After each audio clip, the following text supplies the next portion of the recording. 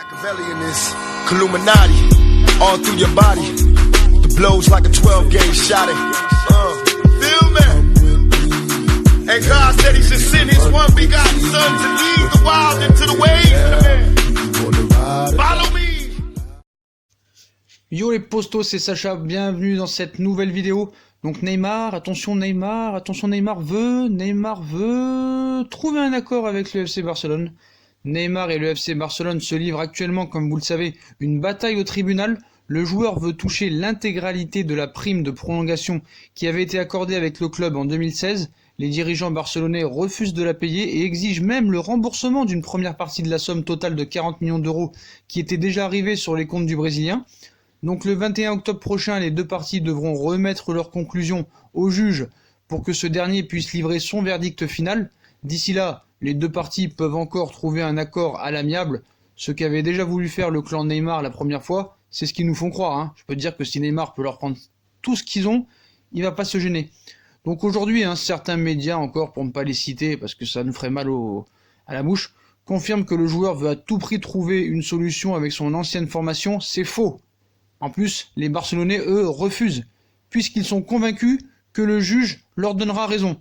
Donc voilà. Donc faut être très clair là-dessus, c'est du fake. Non seulement le Barça, eux, ils veulent tout lui prendre, mais Neymar veut tout leur prendre aussi. Donc voilà, c'est simple.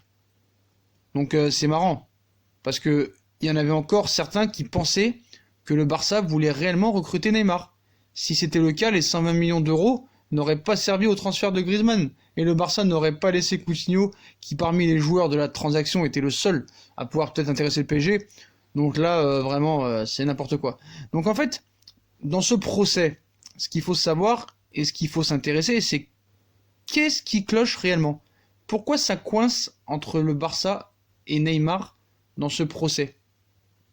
Donc, on a un petit peu plus de détails sur l'audience du procès qui a eu lieu, si je me rappelle bien, le 27 septembre entre les avocats du joueur et ceux du FC Barcelone, avec les principaux points de désaccord entre les deux parties. Donc ce 27 octobre, quand ils avaient été au procès, Neymar était encore le sujet de discussion principale dans les médias catalans, mais cette fois, ce n'était pas à cause de son avenir, mais plutôt à cause de cette affaire judiciaire qui l'oppose à son ancien club. Donc la star brésilienne réclame, lui, les 26 millions d'euros correspondant à une partie de sa prime de prolongation, comme on vous l'a dit. Le Barça, lui, refuse de lui verser suite à son départ à Paris. Les deux parties se sont réunies pendant une matinée entière pour tenter de trouver un accord à l'amiable, sans succès. Donc de son côté, le club, en plus de refuser de débourser le montant cité ci-dessus, exige que Neymar rembourse 12 millions d'euros correspondant au règlement d'une première partie de cette clause, comme l'indiquent nos amis espagnols. L'audience du procès a duré un peu plus de 3 heures la dernière fois, démarrant aux environs de 13 heures pour se conclure à 16h30. Et pour les avocats du Barça, ces 40 millions d'euros représentaient une prime de loyauté.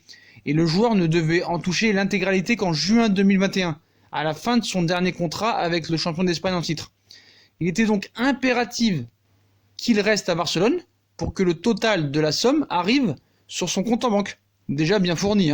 Donc Neymar était prêt à abandonner les poursuites à une condition.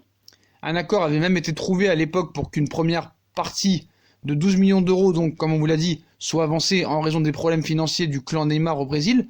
Du côté des avocats du joueur, on estime que ce pactole correspond à une prime dans la signature, et il doit donc être versé à partir du moment où le principal concerné a signé son contrat, quel que soit son avenir par la suite. Et comme l'affirment toutes ces radios espagnoles là de fake, les deux parties étaient pourtant proches d'un accord, soi-disant. Mais c'est faux. Neymar était effectivement prêt à renoncer à tout cet argent à une condition, que le Barça s'engage avec une promesse à l'écrit, genre à le recruter, soi-disant. Ce que son ancien club n'a logiquement pas pu lui garantir. Mais c'est faux. Neymar n'a jamais demandé une clause. Jamais de la vie. C'est vraiment du fake. Ça faut être très très clair là-dessus. Son ancien club n'a aucun intérêt à faire ça. Aucun intérêt. Une promesse à l'écrit, mort de rire. Quand tu veux une prolongation de contrat, tu ne demandes pas ça. Donc ce que son ancien club, il a logiquement pas pu lui garantir, puisque c'est le PSG qui a eu le dernier mot dans ce dossier, quoi qu'il arrive.